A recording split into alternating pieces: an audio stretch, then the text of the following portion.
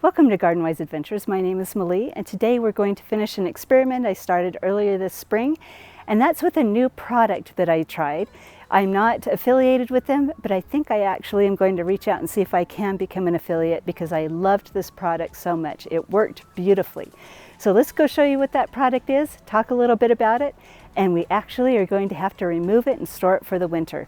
So that's going to finish up the experiment. I'm going to see how hard it is to remove and store. Now the product's from a company called Thirsty Earth, and it's an Olla system. It's an automatic watering Olla system that I used in my garden beds this summer, and it worked beautifully. So let's go show you what it looks like right now, talk a little bit about how it worked, and then let's take it apart for the winter. Now I live in Utah, which is counted as a desert climate, so I'm always trying to find more efficient ways to water things and ways to save water. And I've done a couple of different videos on Ollas. So I'll link a video up here on an Olla system that you can put together yourself. It was one that a friend of mine built. He has instructions online, and I'll link the link to those instructions down below in the description of this video. But this Thirsty Earth Olla system comes pre-packaged. It has everything you need to build it, and it went in pretty quickly this spring. So the goal is to see how easy it comes apart for the winter.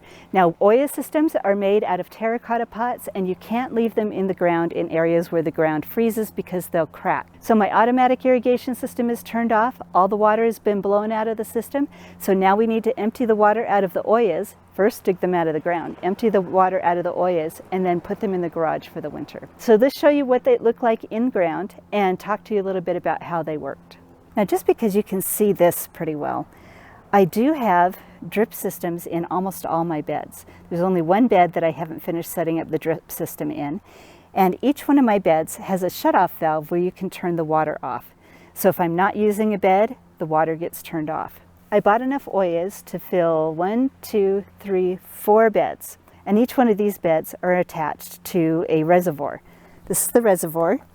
This line right here goes all the way over to my automatic irrigation system and is attached there. Now I'm going to detach this from the back and leave the hose outside for the winter because I think it should be fine. I don't want to detach it from my automatic irrigation system because it's going to leave a hole in the system and I don't want to have to search for that next spring. But the way they've built this is everything detaches really, really easily. So that was the back where it was attached to the automatic irrigation system. This is where it's attached to the garden beds. And each one of these garden beds has 5 or 6 Ollas in it. This is an Olla. Let's see how easy it pulls out. Oh my word, it pulls out really easily. So this is the Olla system, and they're attached with quick connects, so they should come off really easily. It's pretty dirty in here, so I'm going to have to clean everything out before I store it. But this has a float system in here. When the water fills up, the float floats to the top and shuts off the water so it doesn't overfill. And then the water goes out the bottom down there. Now on this one, I put a shutoff valve so I could work on this if I needed to individually. And then this is a smaller reservoir. This is the 2.5 gallon reservoir, and I forgot to put the automatic shutoff off. And I forgot to put the shutoff valve here, but I'll remember to put that on next spring. So let's see if we can show you how each of these quick connects work and see if we can dismantle the hoses first. Might take a little bit. It did take a little while to install this spring, especially since I wasn't used to it, but it was worth it. So each of these systems has it's going to work beautifully. Let me show you how this works really close up. So this right here is a quick connect. So you just push it in and then you can pull the hose out. So push it in. It's kind of hard to do with one hand. Let me see if I can. Okay, I'm not going to be able to do that one as easily with one hand, but it works pretty easily. You push this in, pull the hose out, and you push it in to install it. So let's take all the hoses off first.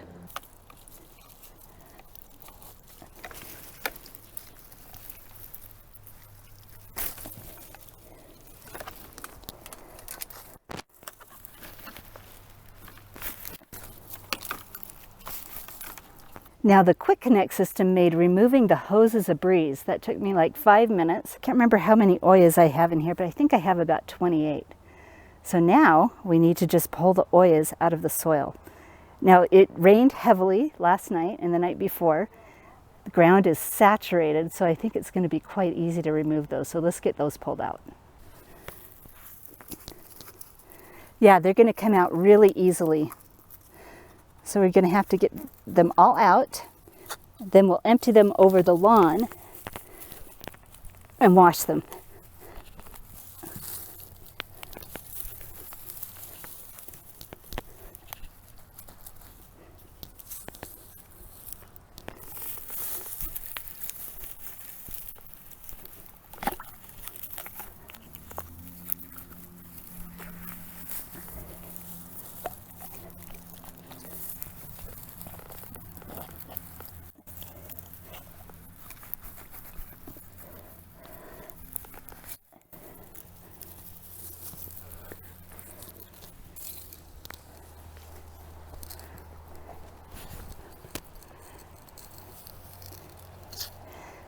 So this is what they look like just being pulled out of the ground. They're kind of dirty. We're going to go wash these off.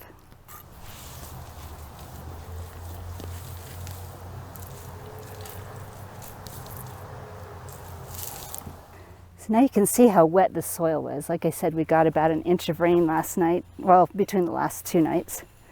So I don't think this would have been as easy if the ground hadn't been wet. So they just slid right out. And this is what they look like when they're out. So you have the area on the top where the water can come in, fill up the Olla, and then the overflow will go through the hose to the next Olla and fill that up. At the end,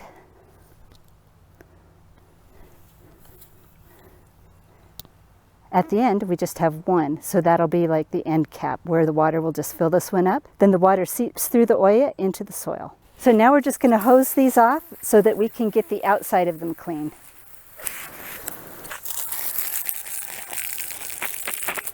So the majority of the mud is washed off, so let's take the lids off, dump out all the water that's inside, and then wash each one individually. Then Thirsty Earth sent out a storage box where I could store 20 of them in here. This is the box that I got the other ones in. They have their little sleeves that I can store them in. Now these cups are easy to use. They just have this little, it's still kind of muddy, but they have these little straps that hold the lid on, and then the lid just comes right off, and then you can dump the water out. So now I'm going to take all the lids off, and then I will line everything up, wash them individually, and put them in their storage box. So this has really, really been an easy job. It's not been as difficult as I thought, but once again, like I said, if the earth had been really dry, it probably would have been a harder job.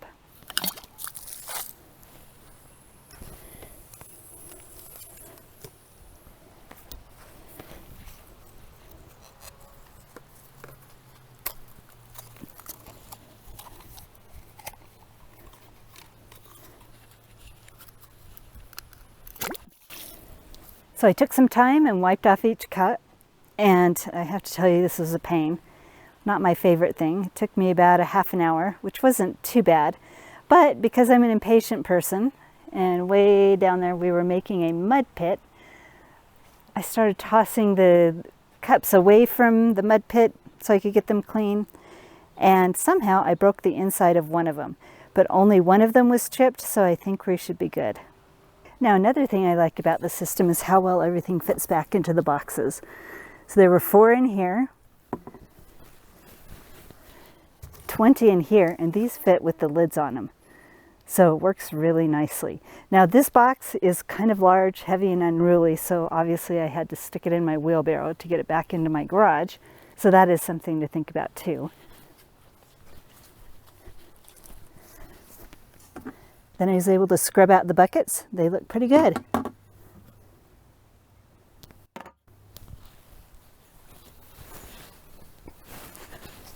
Now it's nice to have another project for the day done. So I wanted to talk a little bit about how the Thirsty Earth oils worked, how well they worked. And they worked really, really well as long as the temperature stayed below 85 degrees. If it was below 85 degrees, I did not need to turn on my supplemental irrigation. But most of our summer this year was above 100 degrees. So I did leave my drip system on also, because if I didn't, by midday, everything was really wilty. Now, One thing that I did notice is that those cups did not have the root sleeves around them like most Olla systems should have at the end of the season, which meant that the roots were getting their moisture elsewhere, which is obviously because I had my drip irrigation running also. So I'm hoping that next summer is going to be a little more representative of our normal summers and try it without any supplemental irrigation. So I'm really interested to see how they work again next year. I was really happy with them this year because my plants did a lot better than they have done with just drip irrigation. So I would love to hear if you've used the Thirsty Earth Olla system or if you use your own Olla system, and if so, how happy have you been with that? Now the install and the takedown does take a little bit of time, but what in gardening does not take a little bit of time? And I personally think it's worth it. So hopefully this video has been helpful for you. If it has been helpful, I hope you like, subscribe, share it with your friends, and go have a wonderful garden adventure.